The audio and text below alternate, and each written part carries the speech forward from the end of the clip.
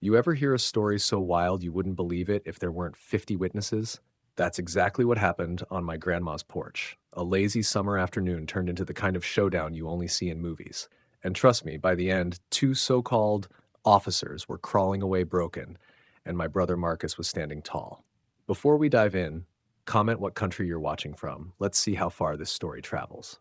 It all started on a Saturday, bright daylight, no drama in sight. My grandma, Nell, was on her porch in her rocking chair sipping sweet tea with lemon. She's the kind of woman everybody in the neighborhood respects. Raised 5 kids, keeps the flower beds blooming year-round, and never misses Sunday church. I was helping repaint the fence with my cousins, brushes in hand, and the air smelled like fresh cut grass. You couldn't ask for a calmer afternoon. Then the SUV pulled up. Blacked out windows, no plates in front, crawling slow like it owned the road. At first, we thought it might be lost delivery guys, but then 2 men stepped out, dressed in dark tactical gear with badges that looked off.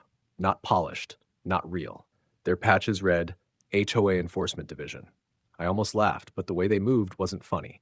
One had mirrored shades and a clipboard, the other carried what looked like a stun baton clipped to his belt. They walked straight up to Grandma without even greeting her. "Ma'am," the one with the shades said, "you're in violation of several HOA codes. You need to come with us to resolve this." My cousin muttered under his breath, "HOA codes? For what? Too many roses?" Grandma, calm as always, tilted her head. "Son, I've lived here 40 years. We don't even have a homeowners association." That's when the second man stepped closer, tapping the baton against his leg. "Your flowers, mailbox, those wind chimes, even those garden gnomes are non-compliant. We've issued warnings, you ignored them. Now we'll have to enforce removal." My stomach tightened.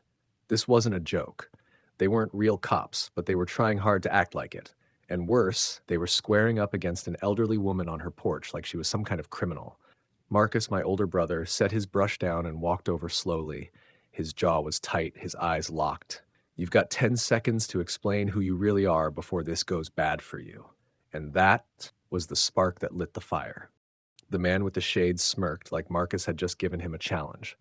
"We're authorized. Step aside," he said. And then, without warning, he reached out and shoved my grandma's rocking chair backward. That was it. The second his hands touched her, the whole porch exploded into chaos. My cousins yelled, neighbors came out of their houses, but Marcus moved faster than anyone.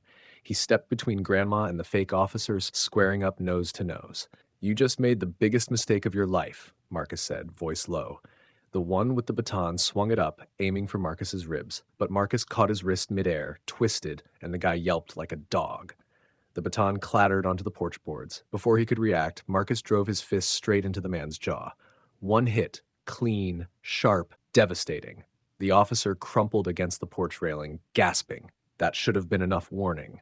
But the man with the shades wasn't done. He lunged forward, trying to shove Marcus off the steps.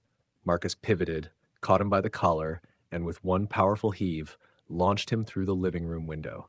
Glass shattered in a storm of glittering shards, curtains ripped free, and the fake badge clattered onto the hardwood floor inside. The whole neighborhood froze in shock. Kids stood wide-eyed at the edge of the sidewalk, parents whispering, "What the hell just happened?" Meanwhile, Grandma never screamed. She just sat back in her rocking chair, gripping her cup of tea with both hands, her eyes burning steady. "That's my boy," she muttered. The one on the porch tried to crawl away, holding his jaw, groaning curses under his breath. Marcus loomed over him, fists still clenched, ready to deliver another blow if he dared get up. "You step foot on this property again," Marcus said, "and you won't be leaving on 2 legs." That's when sirens started wailing in the distance. Somebody must have called the cops. Blue and red lights flickered off the houses at the end of the block. For a moment, the whole street held its breath. The real police had just arrived, and they were about to learn that the so-called HOA cops were nothing but frauds who picked the wrong grandma on the wrong porch at the wrong time. If you're enjoying this HOA story so far, like and subscribe, because the story is only going to get better. The sirens cut through the night as 2 squad cars screeched to a halt in front of Grandma's porch. Real officers spilled out, taking in the wreckage. One fake cop groaning in the grass, the other dangling halfway out of Grandma's shattered living room window, Marcus standing tall over them like a guard dog who had just finished a fight. Grandma, steady as ever, pointed her trembling finger. "These men broke into my home. They claim to be HOA police. There is no HOA here. My grandson defended me. The officers yanked the bogus badges off their uniforms. Plastic. Total frauds.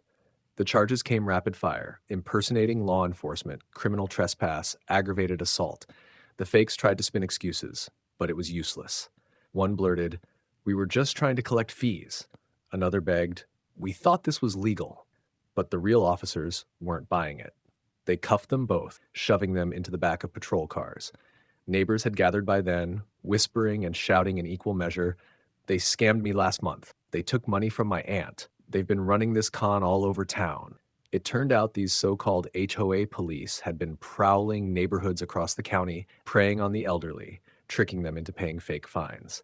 Grandma hadn't just survived an attack, she had helped expose a bigger scam. Within days, the DA announced charges not only against the two men, but also against a wider ring of fraudsters connected to them.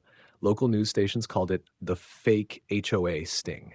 Reporters even came to Grandma's porch, shoving microphones her way. She just smiled politely and said, "I told them.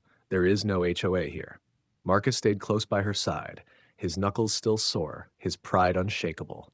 He had stepped in when it mattered most. As the neighborhood watched the cruisers drive away, a weight lifted. No more phony officers, no more threats, just peace. They thought they could terrorize an old woman with fake badges and lies. Instead, they ended up in handcuffs, and Grandma ended up a hero.